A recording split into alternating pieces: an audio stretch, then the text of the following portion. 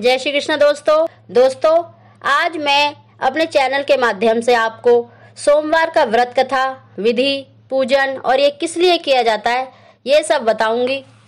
दोस्तों वैसे तो सोमवार का व्रत दो तरीके से रखा जाता है, एक तो साधारण विधि से और एक 16 सोमवार होते हैं।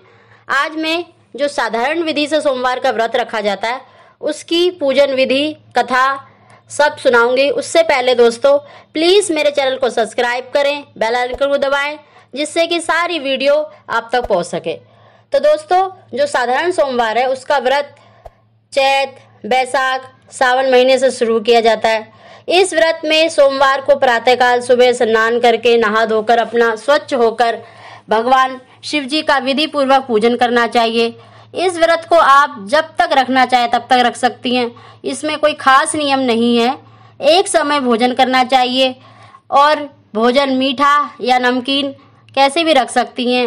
ये विशेषकर जो सोमवार का व्रत है संतान प्राप्ति के लिए किया जाता है और ये व्रत हर मनोकामना को पूर्ण करने वाला है। आप अपनी इच्छा से सुख समृद्धि किसी भी इच्छा से इस व्रत को कर सकती हैं। ये बहुत ही फलदायी व्रत है। तो कथा प्रारंभ करती हूँ दोस्तों। बोलो गौरी शंकर भगवान की जय। बोलो गौरी शंकर भगवान की जय। एक नगर में एक बहुत धनवान साहूकार रहता था। उसके घर में धन की कमी नहीं थी, परंतु वह बहुत दुखी रहता था क्योंकि उसके कोई पुत्र नहीं था। वह इसी चिंता में रात दिन दुखी रहता था।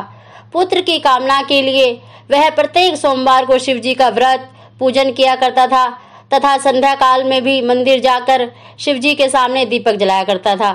उसके इस भक्ति भाव को देखकर एक समय माता पार्वती जी ने शिव जी से कहा, महाराज यह साहूकार आपका अनन्य भक्त है, सदैव आपका व्रत और पूजन बड़ी श्रद्धा से करता है, आपको इसकी मनोकामना अवश्य पूरी करनी चाहिए। शिव जी ने कहा, हे पार्वती यह संसार कर्म क्षेत्र है। किसान खेत में जैसा बीज बोता है वैसा ही फल पाता है। उसी तरह मनुष्य इस संसार में जैसे कर्म करते हैं वैसे ही फल भोगते हैं। माता पार्वती ने अत्यंत आग्रह से कहा, महाराज जब यह आपका अनन्य भक्त है और इसको किसी प्रकार का दुख है तो उसे आपको अवश्य दूर करना चाहिए। आप तो सदैव अपने भक्तों पर दयालु रहते हैं, उनके दुखों को दूर करते हैं। यदि आप ऐसा नहीं करोगे तो मनुष्य आपका पूजन व्रत क्यों करेंगे।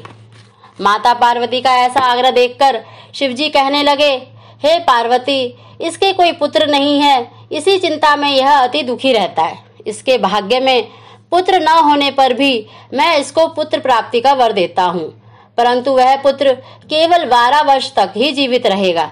इसके पश्चात वह मृत्यु को प्राप्त हो जाएगा। इससे अधिक मैं इसके लिए कुछ नहीं कर सकता। माता पार्वती और भगवान शिव का यह वार्तालाप वह साहूकार सुन रहा था। इससे उसको ना तो प्रसन्नता हुई और ना ही दुख हुआ। वह पूर्व की तरह शिव जी का व्रत और पूजन करता रहा। कुछ समय पश्चात साहूकार की स्त्री गर्भवती हुई और 10वें महीने से उसके गर्भ से अति सुंदर पुत्र उत्पन्न हुआ। साहूकार के घर में बहुत खुशी मनाई गई, परंतु साहूकार को यह जानता था कि उसकी केवल 12 वर्ष की आयु है, इसीलिए उसने अधिक प्रसन्नता प्रकट नहीं की और ना ही किसी को यह भेद बताया। जब वह बालक 11 वर्ष का हो गया तो बालक की माता ने उसके पिता से कहा उसका विवाह करने के लिए। साहूकार ने कहा, अभी तो इसका विवाह नहीं करूंगा, मैं अपने पुत्र को काशी पढ़ने के लिए भेजूंगा।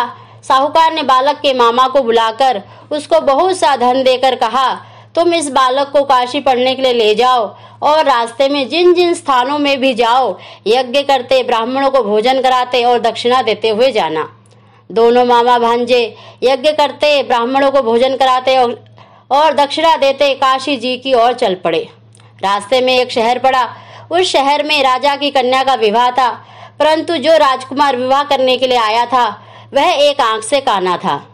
उसके पिता राजा को इस बात की बड़ी चिंता थी, कहीं राजकुमार को देखकर राजकुमारी या उसके माता पिता विवाह में किसी प्रकार की अड़चन पैदा ना करे।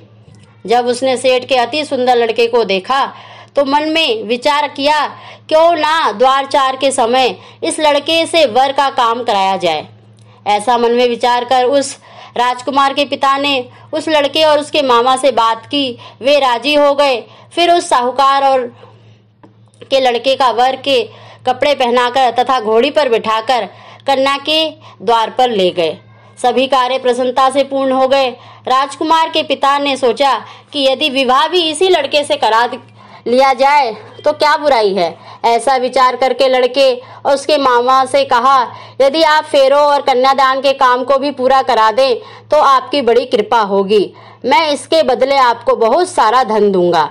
दोनों ने इसे सहर्षि स्वीकार कर लिया। विवाह कार्य बहुत अच्छी तरह से संपन्न हो गया। सेठ का पुत्र जिस समय जाने लगा तो उसने राजकुमारी की चुन्नी के पल्ले पर लिख दिया कि तुम्हारा विवाह तो मेरे साथ हुआ है, परंतु जिस राजकुमार के साथ तुम्हें विदा होगी वह एक आंख से काना है। मैं काशी जी पढ़ने जा रहा हूँ। सेठ के लड़के के जाने के पश्चात राजकुमारी ने जब चुनरी पर ऐसा लिखा पाया तो उसने काने राजकुमार के साथ जाने से मना कर दिया।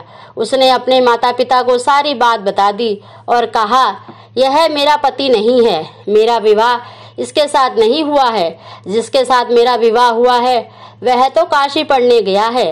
राजकुमारी के माता पिता ने अपनी कन्या को विदा नहीं किया और बारात वापस चली गई। उधर सेठ का लड़का और उसका मामा काशी पहुंच गए। वहां जाकर उन्होंने यज्ञ करना और लड़के ने पढ़ना शुरू कर दिया। जब लड़के की आयु 12 वर्ष की हो गई, उस दिन उन्होंने यज्ञ रचा रखा था।